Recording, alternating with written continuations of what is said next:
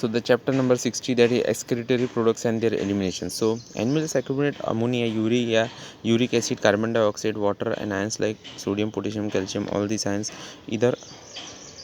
either by metabolic activities or by other means like excess ingestion. These substances have to be removed totally or partially. Now, so they have the special mechanism, and the common based on the common nitrogen base. So ammonia, urea, and uric acid are the major forms of nitrogen base excreted by the animals. Now ammonia is the most toxic form and requires ammonia is the most toxic form and requires large amount of water for its elimination, right? Whereas uric acid, being the least toxic, can be removed with a minimum loss of water. So the process of excretory ammonia is the ammonotalism. So the process of excreting ammonia is the ammonotalism. Many bony fishes, aquatic amphibians, and aquatic insects. So many bony fishes, aquatic amphibians, and aquatic insects, they are the ammonotelic in nature. Ammonia, as it is readily soluble, is generally excreted by diffusion across body surfaces or through gill surfaces in fishes as ammonia ions. So kidneys do not play any role in its removal. So ammonia, they don't have the kidney roles play any function. The terrestrial adaptation necessitated the production of lesser toxic nitrogen waste like urea and uric acid for conservation of water. So terrestrial adaptation necessitated the production of lesser toxic nitrogenous waste like urea and uric acid for conservation of water. Mammals, many terrestrial amphibians, and marine fishes. So mammals, many terrestrial amphibians, and marine fishes may mainly excrete urea and are called ureotelic animals. So mammals, many terrestrial amphibians, and marine fishes mainly excrete urea and are called the ureotelic animals. Now ammonia produced by metabolism is converted into urea in the liver of these animals and released into the blood, which is filtered and excreted out by the kidneys. Now some amount of urea may be retained in the kidney matrix of some of these animals to maintain the desirable osmolarity. Reptiles, birds, lancelets, and insects excrete nitrogenous waste as uric acid in the form of pellet or paste with a minimum loss of water and are called uricotelic animals. So you see ammonotelic animals, ureotelic animals, and uricotelic animals. So examples: ammonotelic animals, many bony fishes, aquatic amphibians, aquatic insects; and ureotelic animals, mammals, many terrestrial amphibians, and marine fishes. Okay, so these are the ureotelic animals. Now the context we are going to study in this chapter is they are the human excretory system, urine formation, function of the tubules, mechanism of concentration of the filtrate, then regulation of kidney function, micturition, then role of other organs in excretion, and disorders of the excretory system, right? Now, so we are going to variety of excretory structures. So in most of the invertebrates, these structures are simple tubular forms, whereas vertebrates have complex tubular organs called kidneys. Now some of these structures are mentioned here. So protonephridia or flame cells are the excretory structures in platyhelminthes, that is platforms. Example, planaria. Okay, platforms, example, planaria. So protonephridia or flame cells, these are the same terms. Now rotifers, some annelids, and cephalochordate, that is amphioxus. So rotifers, some annelids, and the cephalochordate amphioxus. Now protonephridia. So the nephridia are the tubular excretory structures of earthworms and other annelids. So nephridia, these are the tubular excretory structures of earthworms and other annelids. So nephridia. Okay. Now nephridia, they also do the same thing. Now Malpighian tubules are excretory structures of most of the insects including cockroaches. Okay, now Malpighian tubules help in removal of nitrogen waste and osmoregulation. Now antennal glands or green glands perform the excretory function in crustaceans like prawns. So antennal glands or green glands perform the excretory function in crustaceans like prawns. Okay, now the human excretory system we are going to study. So in humans, the excretory system consists of a pair of kidneys, one pair of ureters, a urinary bladder, and a urethra. The kidneys are reddish-brown bean-shaped structures situated between the levels of last thoracic and third lumbar vertebra, close to the dorsal inner wall of the abdominal cavity. So this is kind of complex. I am repeating again. So kidneys are the reddish-brown bean-shaped structures situated between the levels of the last thoracic and third lumbar. So last thoracic and third lumbar vertebra close to the dorsal inner wall of the abdominal cavity. Now each kidney of an adult human measures 10 to 12 and 5 to 7 and 2 to 3 in thickness. So the average weight of the, kidneys, these are 120 to 170 gram. So 120 to 170 gram, right? Now towards the center of the inner concave surface of the kidney is a notch called hilum. So towards the center of the inner concave, right, inner concave surface of the kidney is a notch called hilum. Now through which ureter, blood vessels and nerves enter. Enters, right? Now inner to the hilum is a broad funnel shaped space called the renal pelvis. So inner, so okay. So inner to the hilum is a broad shape funnel shaped space called the renal pelvis with projection called calyces. Now the outer layer of kidney is a tough capsule. Now the outer layer of kidney is a tough capsule. Inside the kidney there are two zones, an outer cortex and inner medulla, right? The medulla is divided into a few conical masses.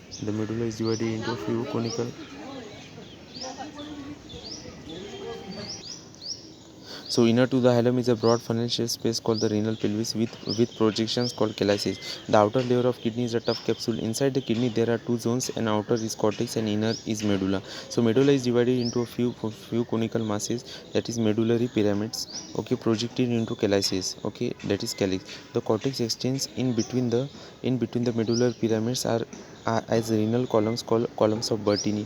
Now these are the columns of Bertini. Now each kidney has a nearly 1 million complex tubular structure called nephrons. Okay, 1 million. So each kidney has 1 million. So two kidney have 2 millions, right? Which are functional units. So each nephron has two parts, the glomerulus and the renal tubule. Okay, the glomerulus is the top of capillaries formed by the afferent arteriole, a fine branch of renal artery. Blood from the glomerulus is carried away by an efferent arteriole. The renal tubule begins with a double-walled cup-like structure, called the Bowman's capsule. Now, which encloses the glomerulus? So, glomerulus along with Bowman's capsule is called the Malpighian body or renal corpuscle, right? The tubular continues further to form a highly coiled network, that is proximal convoluted tubule, right? Proximal convoluted tubule, that is PCT, and then the hairpin shape like Henle's loop is the next part of the tubule, which has a descending and an ascending limb. The ascending limb continues as another highly coiled tubular region called the distal convoluted tubule, that is DCT. So DCT of many nephrons open into a straight tubule called collecting duct, many of which converge and open into the renal pelvis through medullary pyramids in the calyces. So I repeat it again. The DCTs of many nephrons open into a straight tube called collecting duct, many of which converge and open into the renal pelvis, which is a broad funnel-shaped structure, and open into the renal pelvis and through medullary pyramids in the calyces. Okay. So through the medullary pyramids in the calyces. Okay. So the Malpighian corpuscle, that is a renal corpuscle, right? Malpighian corpuscle, that is renal Malpighian body, you can say renal corpuscle, these are the same term. Now PCT and DCT of the nephron are situated in the cortical region of the kidney. So Malpighian corpuscle, PCT, DCT of the nephron are situated in the cortical region of the kidney, whereas the loop of Henle dips into the medulla. In majority of nephrons, the loop of Henle is too short and extends only very little into the medulla. So in majority of nephrons, the loop of Henle is too short and extends only very little into the medulla. Such nephrons are called cortical nephrons. In some of the nephrons, the loop of Henle is very long and runs deep into the medulla. These nephrons are called juxtamedullary nephrons.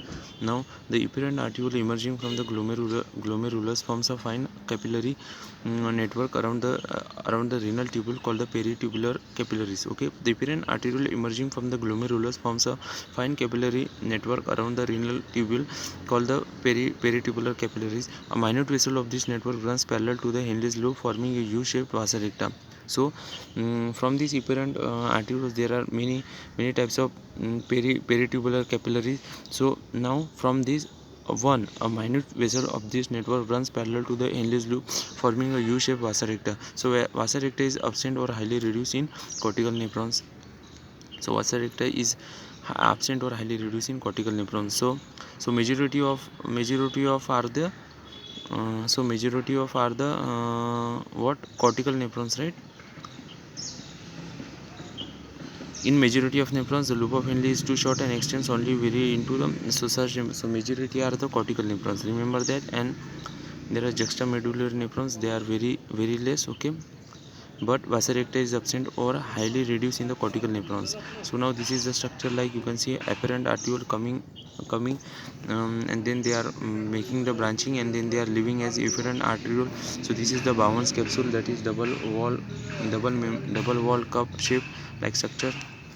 So this is it, like Malpighian body and renal corpuscle. Now urine formation. So urine formation involves three main processes, namely glomerular filtration, reabsorption and secretion, that takes place in different parts of the nephron, right? The first step in urine formation is the filtration of blood, which is carried out by the glomerulus, and is called the glomerular filtration. Now on an average 1100 to 1200 ml of blood is filtered by the kidneys per minute, which constitute roughly 1/5 of the blood pumped out by each ventricle of the heart in a minute. Okay, now the glomerular capillary blood pressure causes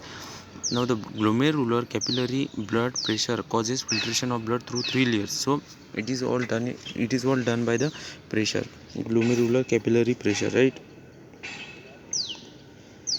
Through the three layers. Now that is the endothelium of glomerular blood vessels, the endothelium of glomerular blood vessels, the epithelium of Bowman's capsule, and a basement membrane between these two layers. Now the epithelial cells of the Bowman's capsule, called podocytes, are arranged in an intricate manner so as to leave some minor spaces called filtration slits or slit pores.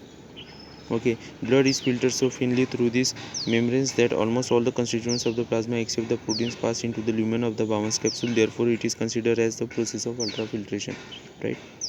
Now, so epithelial cells of the podocytes in here, like, okay, epithelial cells of the podocytes, you can see, remember, like that. And the epithelial cells of Bowman's capsule, called the podocytes. Okay, Bowman's capsule there. Okay, and the middle layer is the basement membrane, and upper layer, that is the endothelium of glomerular blood vessels. Okay, so this is it, like the amount of filtrate formed by the kidneys per minute is called the glomerular filtration rate, that is GFR.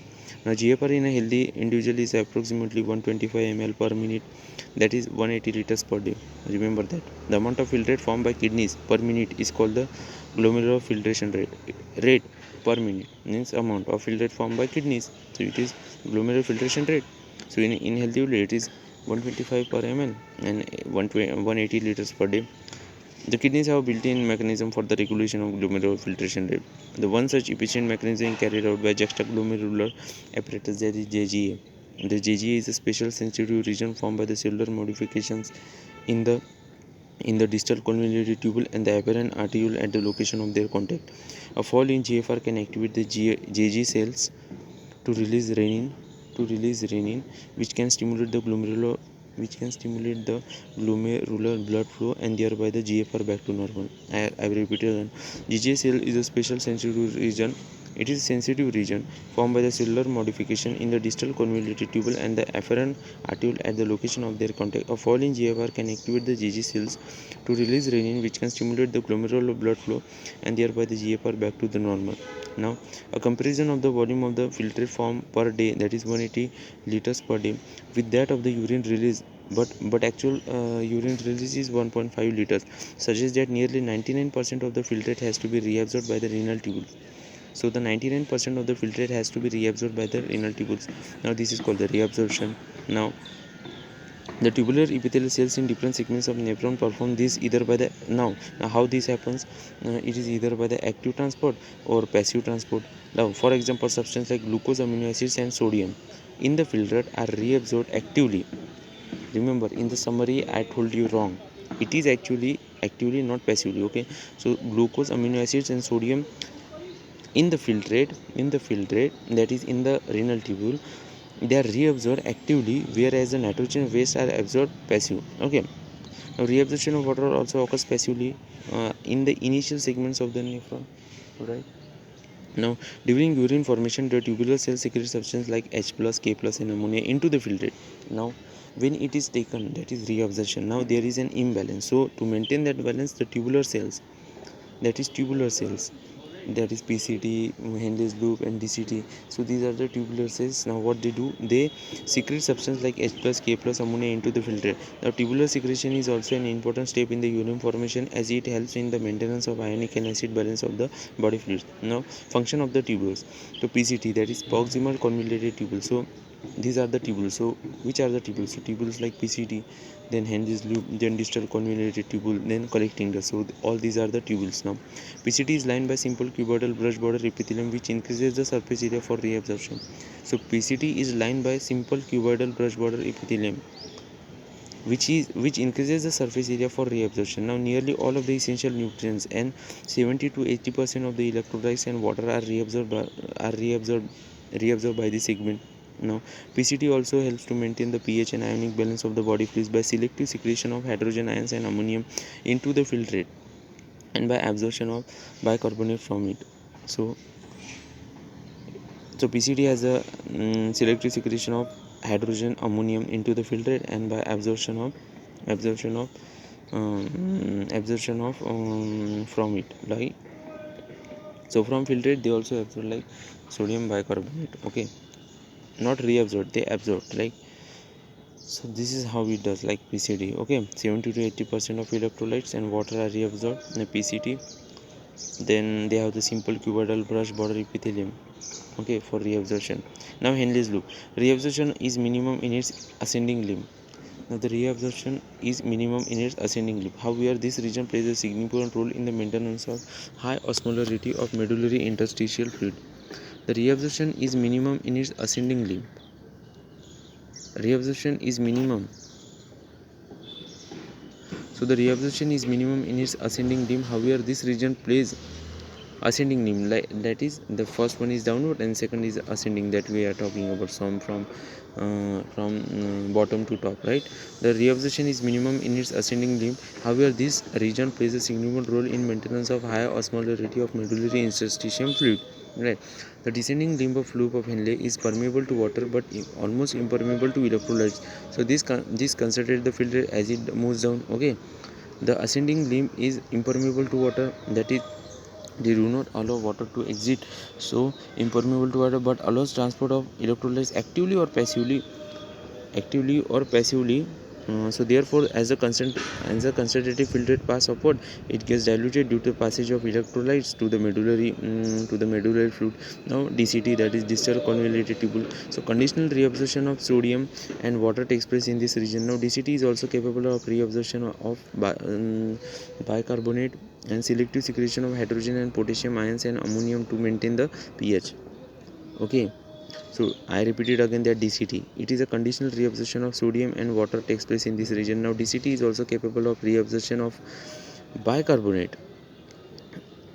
They are capable of reabsorption of bicarbonate and selective secretion of hydrogen, potassium and ammonium to the filtrate, right?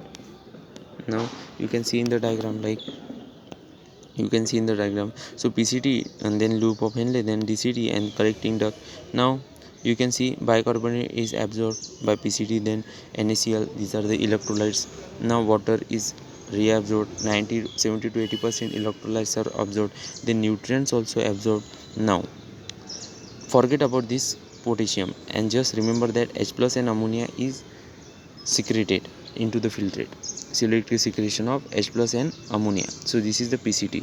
Now descending limb of loop of Henle, as you can see, water is removed, and then there are thin segment of ascending limb where NaCl is released, right?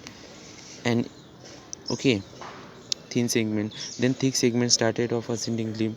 Now this ascending limb is required for to maintain the highest osmolarity. This is why okay, now thick segment of ascending limb, as you can see, NaCl is also removed in here, that is the filters gets diluted in upward. Now DCT, now NaCl, so water, conditional reabsorption of water, okay, takes place in DCT. NaCl is also reabsorbed, as you can remember. Now bicarbonate is also absorbed. Is it written in here? Okay, it's also written that reabsorption of bicarbonate, okay, in PCT and DCT, right? Now selective separation of K plus and H plus into the DCT, but it's also written that ammonia as well. Okay, and what about the PCT? PCT, just remember that hydrogen and ammonium. So we are not talking about any kind of potassium. Okay, I don't know why they are showing it's potassium, but hydrogen and ammonium, and in here potassium and hydrogen, but ammonium is also given. So this is kind of confusion. Anyways, just remember what it's written. And then there is a collecting duct. You can see water is reabsorbed, and then urea from collecting duct is reabsorbed, and then again enters into the thin segment of the ascending limb, and then they just, so this is the cortex region. Outer region contains PCT, distal convoluted tubule, and in medulla contain everything, that descending limb of loop of Henle, then thick segment of ascending limb, then thin segment of ascending limb, then collecting duct and everything. So reabsorption and secretion of major substances at different parts of the nephron. Okay, arrow indicates the direction of movements of material. So collecting duct, now this collecting duct, now this long duct extends from the cortex of the kidney to the inner parts of the medulla. The large amounts of water could be reabsorbed from this region to produce a concentrated urine. So the large amounts of water could be reabsorbed from this region to produce a concentrated urine. This segment allows passage of small amounts of urea into the medullary interstitium to keep the osmolarity. Okay, so it also plays the selective secretions of hydrogen and potassium, right? Hydrogen and potassium. So this is it. Like, now we are going to see the mechanism of concentration of the filtrate. Now mammals have ability to produce a concentrated urine. Okay, the Henle's loop and vasa recta play a significant role in this. Now the flow of filtrate in the two limbs of Henle's loop is in opposite directions and thus forms a countercurrent. Why it is countercurrent? Because the flow of the filtrate in two limbs of the Henle's loop is in opposite direction, thus forms a countercurrent. The flow of blood through the two limbs of the vasa recta is also in a countercurrent pattern. The proximity between the Henle's loop and the vasa recta, as well as the countercurrent in them, help in maintaining and increasing osmolarity towards the inner medullary interstitium, that is 300 milliosmol in the cortex to about 1200 milliosmoliter in the inner medulla, right? 300 to 1200. This gradient is mainly caused by NaCl and urea. Now NaCl is transported by the ascending limb of Henle's loop, which is exchanged with the descending limb of vasa recta. So you can see from the descending limb of vasa. Now NaCl is returned to the interstitium by the ascending portion of the vasa recta. So as you can see, this one is the descending and this one is the ascending. Now it is NaCl is released by the ascending portion of the vasa recta. Similarly, small amounts of urea enter the thin segment of the ascending limb of Henle's loop, as I already shown you that in the figure, which is transported back to the interstitium by the collecting tubule. Now the above described transport of substance facilitated by the special arrangement of Henle's loop and the vasa recta, and this is called the counter current mechanism, because the flow of the blood through the two limbs, in both of them, they are in opposite direction, so it is counter current, and both these play a role with each other, so they are counter current mechanism. So the mechanism helps to maintain, so ultimate goal of this to maintain a concentration gradient in the medullary interstitium. Now presence of such interstitial gradient helps in an easy passage of water from the collecting tubule, thereby concentrating the filtrate, that is urine. Human kidneys can produce urine nearly 4 times concentrated than the initial filtrate form. Okay, the presence of such interstitial gradient helps in an easy passage of water from the collecting tubule, thereby concentrating the filtrate, that is urine. The presence of such interstitial gradient helps in an easy passage of water from the collecting tubule, thereby concentrating the filtrate, that is urine.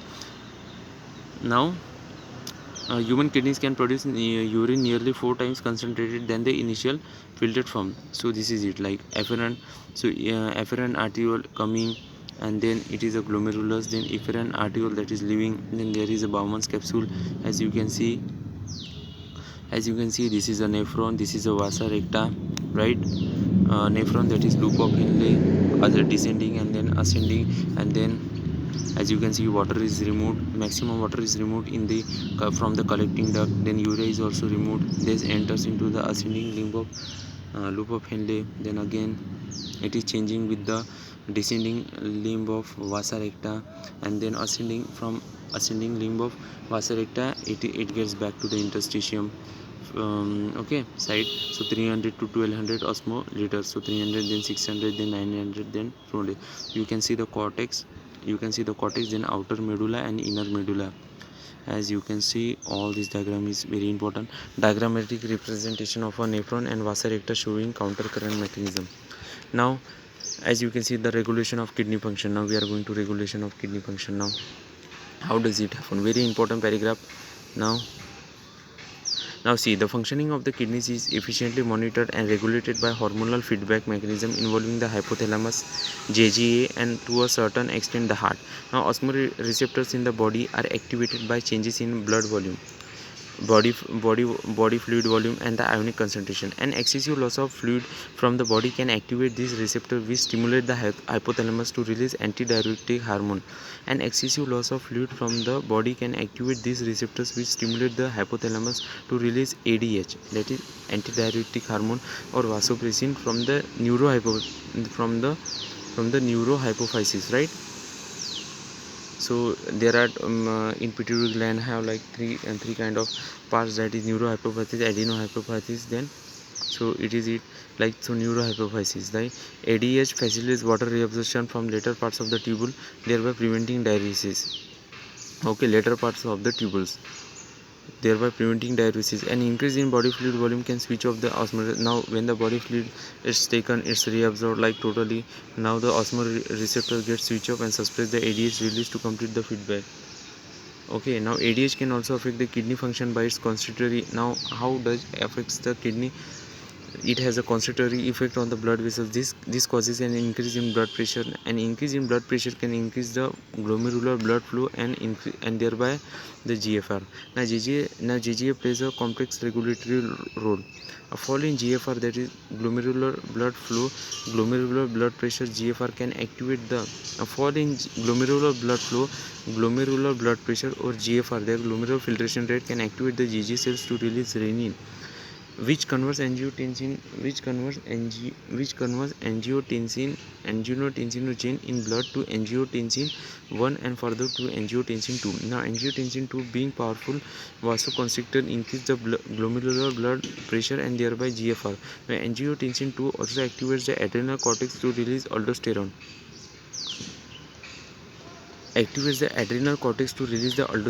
Now this is like the second function of this angiotensin 2, right? From the adrenal cortex they release the aldosterone. Now aldosterone is a mineralocorticoids, okay, causes the reabsorption of Na plus and water from the distal parts of the tubule. We can see the convoluted tubule. Now this also leads to an increase in blood pressure and GFR. Now GFR increase. So this complex is generally known as the renin-angiotensin mechanism. So renin from GGA cell, renin from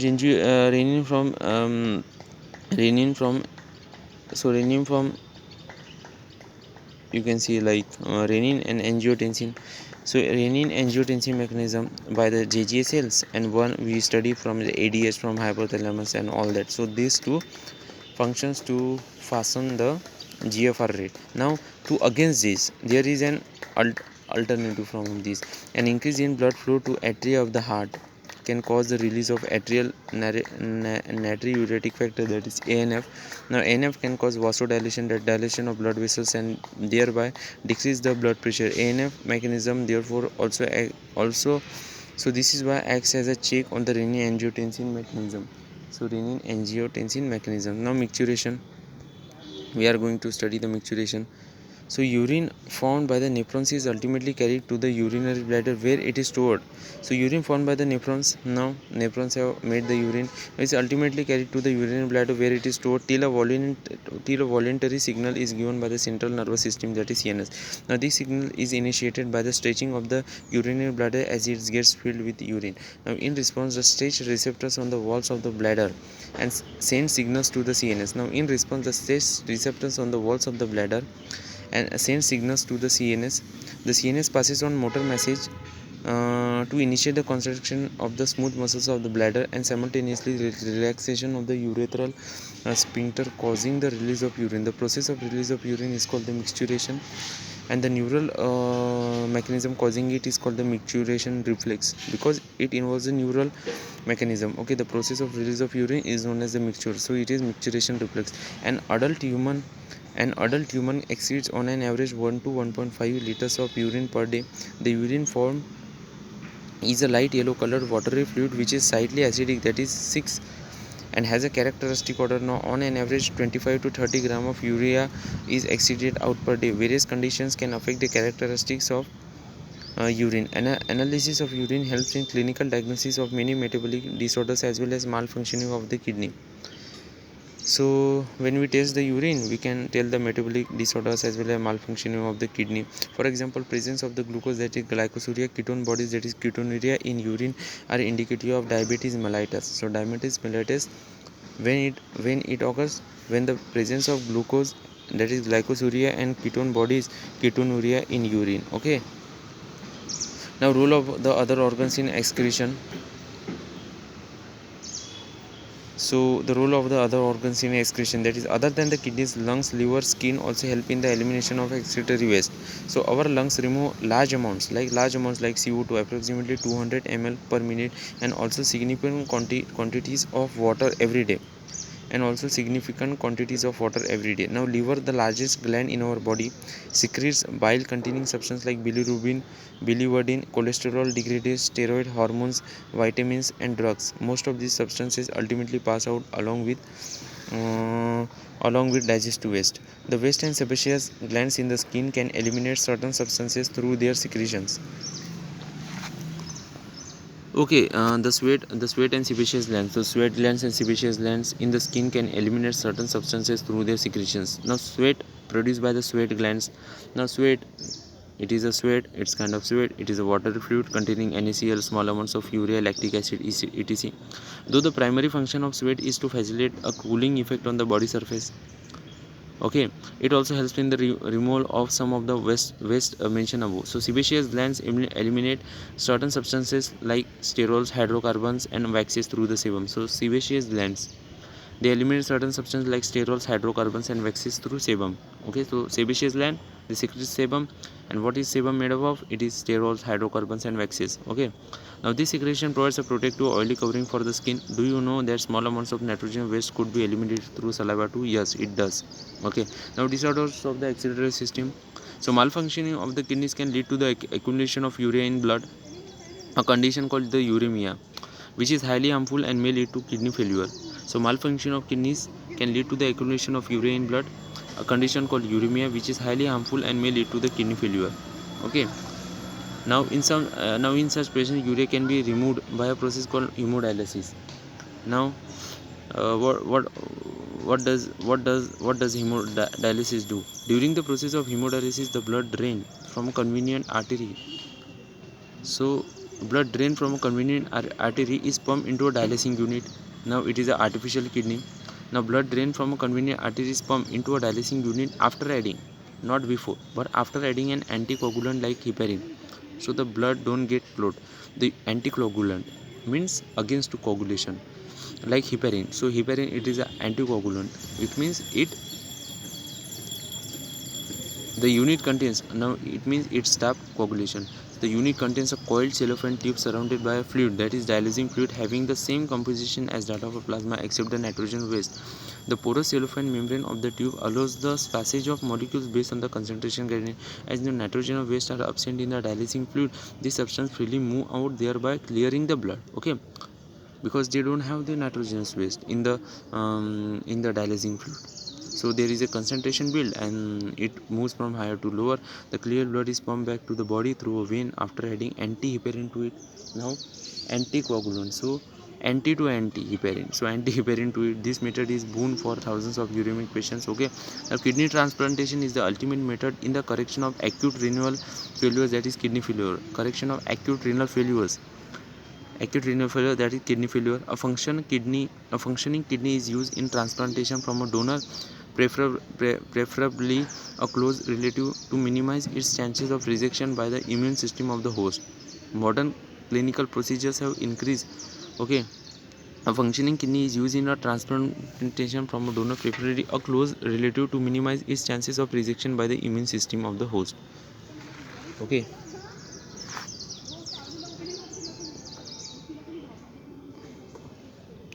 Now the renal calculi. Renal calculi, the stone or insoluble mass of crystallized salts that oxalates from within the kidney. So stone or insoluble mass of crystallized salts, that is oxalates from within the kidney. Now glomerulonephritis, that inflammation of glomeruli of kidney. Now inflammation of glomeruli of kidney. So glomerulonephritis, okay, renal calculi, or then renal failures and all these. So disorders of the excretory system. So we have almost done the chapter, right?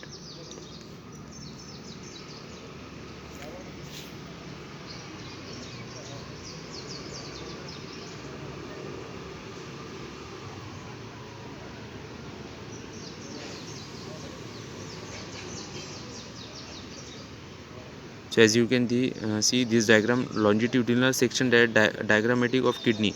So you can see like the medullary pyramid, then there is a renal column, okay, then there are the calyces, then here it is a renal artery, and then renal vein, then renal pelvis, and then there is a ureter, right? Then there is a ureter, so cortex, and then renal corpuscle. So this is all, like you can see in here this diagram. There is a inferior vena cava, there is a pelvis, and then there is a medulla, then there is a cortex, there is like adrenal gland on the top of the kidney, as you can see. Then there are renal artery, then renal vein entering into the kidney and leaving from the kidney. Then there is a dorsal aorta, these are the ureter and urinary bladder, and then urethra. So this is all human urinary system. So yeah, this is all.